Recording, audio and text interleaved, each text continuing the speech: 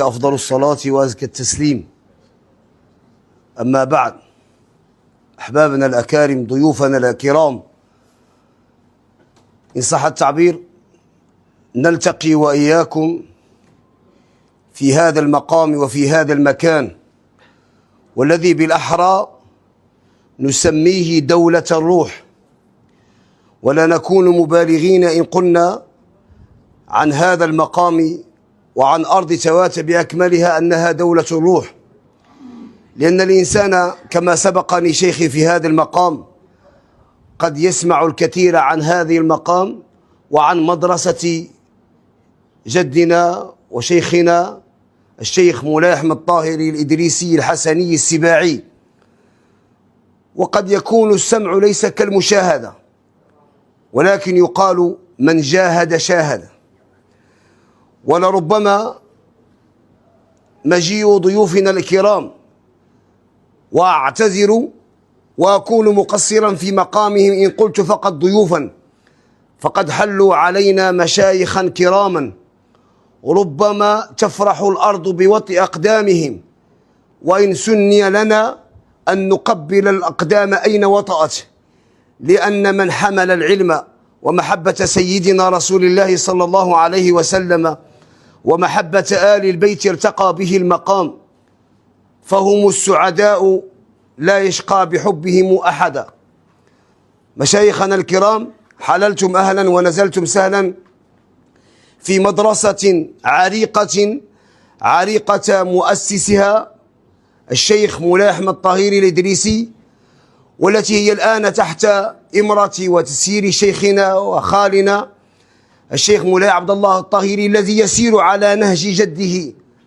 كما قال سي مولاي الطاهر نجد شيخنا: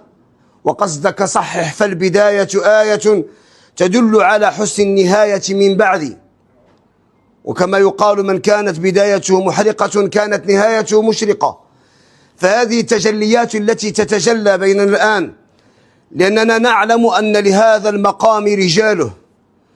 ولهذا المكان أسراره، ولهذا الذكر أوراده، توارثت شيخا عن شيخ، ونحتسب المقام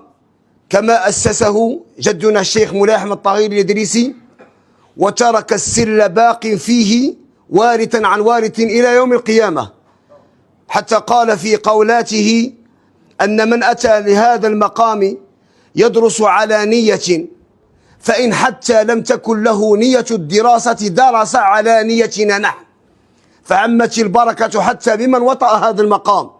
لأن من أسسه على تقوى من الله ورضوان. وإذ نحن في هذه الأيام وتحت إمرة شيخنا وخالنا الشيخ مولاي عبد الله الطاهري، والذي يستسمح ضيوفنا الكرام وكل من حضر في هذا المجلس عن تعذر حضوره، لأن نعلم أن الإنسان إذا بلغ من الكبر عتيا خانه جسده وخانت صحته. فشيخنا قطع ما يقارب 3000 كيلومترا، وأتعبه وأنهكه السفر، في السفر قطعة من العذاب، فهو يعتذر ويستسمح لكم عن الحضور لأنه متعب ومنهك، ولكن قلبه حاضر معكم، مرحب بضيوف ترحبت بهم قلوبنا قبل أن ترحب بكم كلماتنا، ورحبت بكم جنبات صدورنا حتى وإن لم تسعكم مجالسنا، فنقول أنكم حللتم بين أحبابكم، فنشهد الله أننا نحبكم فيه حبا خالصا له، ونشهد الله أننا نزيد حبا على ذلك لمحبتكم لآل البيت، ونشهد الله أن مقامكم يرتقي عندنا لمحبة سيدنا رسول الله صلى الله عليه وسلم. فهذا المقام الذي أسس، وهذه المدرسة توارثت عنها كثير من المدارس على المستوى الوطني، ما يقارب 44 أو 45 فرعا تجذرت وتنوعت على المستوى الجزائري، وكل يتوارث فيها على المنهج الذي أسسه شيخنا الشيخ مولاي أحمد طاهري الإدريسي، والذي كافح وجاهد في ذا المقام.